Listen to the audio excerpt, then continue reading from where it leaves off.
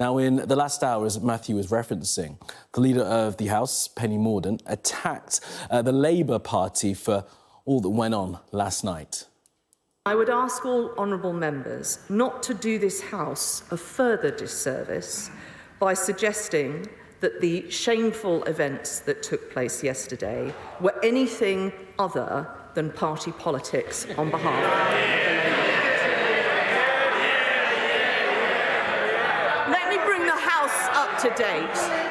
Two significant things happened yesterday, and I'm not sure all honourable members have clocked. Firstly, it fell to the government benches to defend the rights of a minority party in this House.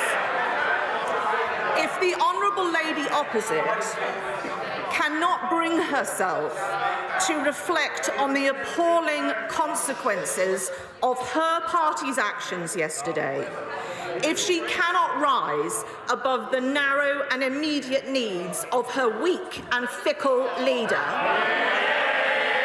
to fulfil her duties to this House as its shadow leader, perhaps she might like to reflect on the damage her party has done to the office of the Speaker. I would never have done to him what the Labour Party have done to him.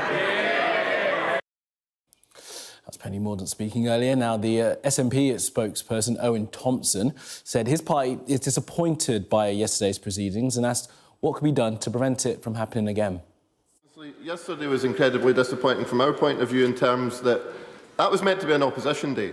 It's one of only 3 times in the calendar year where our party gets an opportunity to put forward our business to the House. And on our opposition day, one of the very few times we do get to have our policy put forward, our voice was silent when our vote was not able to be taken. And that is incredibly disappointing for me and incredibly disappointing for the significant numbers of my constituents, and I know the constituents of my colleagues and other colleagues from across this chamber who wanted to support that motion. And because of the decision of the Speaker, unfortunately, Madam Deputy Speaker, we lost 40 minutes at the end of that debate. And I'm sorry, but that meant that colleagues were cut short and some withdrew.